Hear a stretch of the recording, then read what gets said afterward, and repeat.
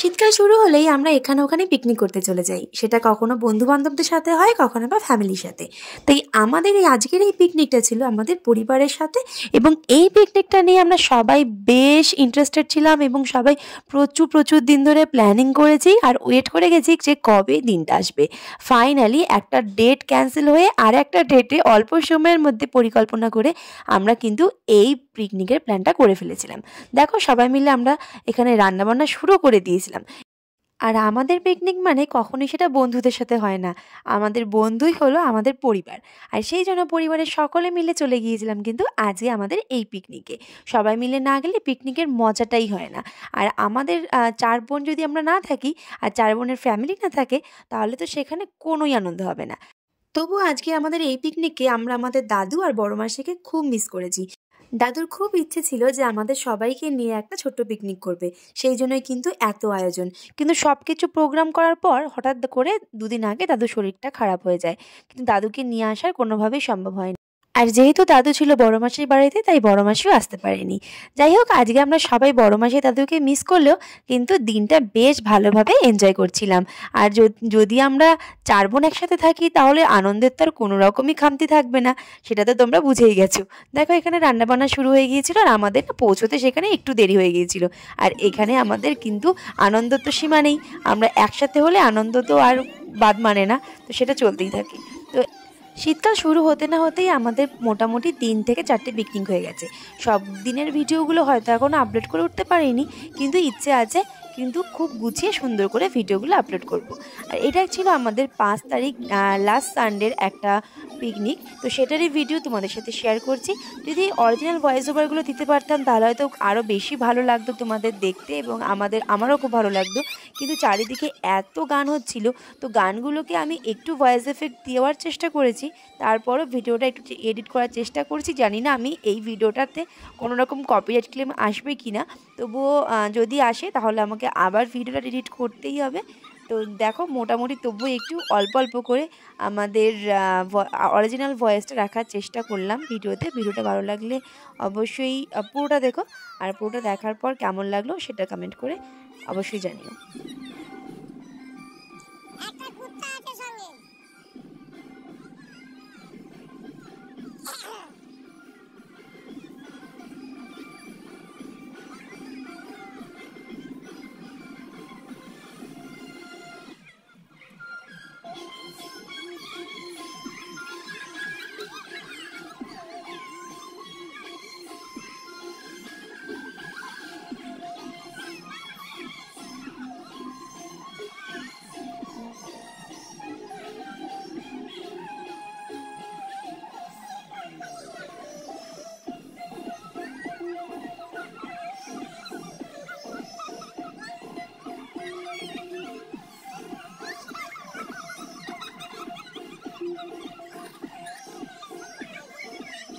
এতক্ষণ এত কথা বলার পর আমার মনে হলো যে আজ আমরা কোথায় পিকনিক করতে গিয়েছিলাম সেটাই তোমাদেরকে বলা হয়নি।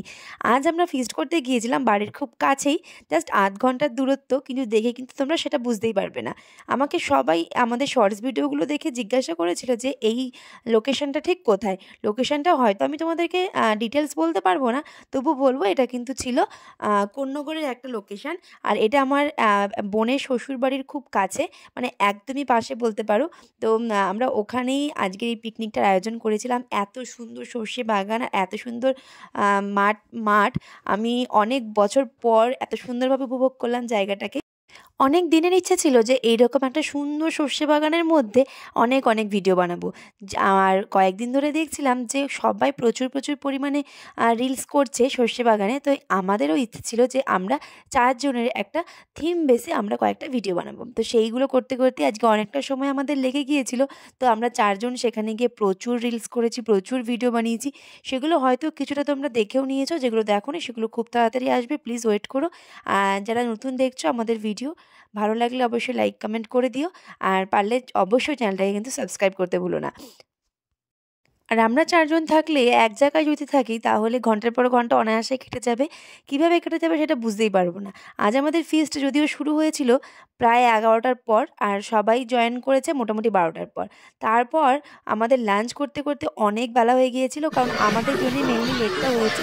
কারণ আমরা মাঠে গিয়ে অনেকটা সময় কাটিয়ে এসেছিলাম আর মায়েদের রান্না হয়ে যাওয়ার পর ওরা বসেছিল আমাদেরকে খেতে দেওয়ার জন্য।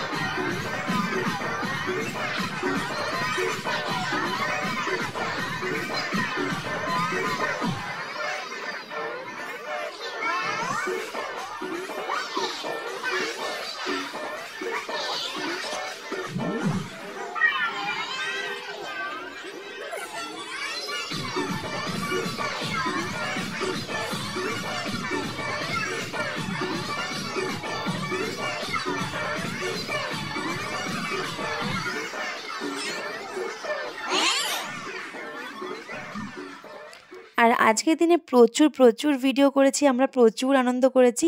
তো এটা হচ্ছে লাস্ট মোমেন্ট যখন বেগুনি ভাজা হচ্ছিল। যেহেতু গরম, গরম বেগুনিগুলো ভাজা হবে তো সেই জন্যই আমাদের জন্য ওয়েট করছিল। আর এখানে দেখো খাওয়া-দাওয়ার প্রিপারেশনও চলছে। তো খেতে বসার পর আর কোনো রকম ভিডিও ক্লিপিংস নেওয়া হয়নি। তো সেই জন্যই কিন্তু তোমাদেরকে আর কোনো রকম ভিডিও শেয়ার করতে পারলাম না। ভিডিওটা এখানেই স্টপ করলাম। ভালো লাগলে লাইক, কমেন্ট করে পাশে থেকো অনেক, অনেক ভিডিও দেখার জন্য।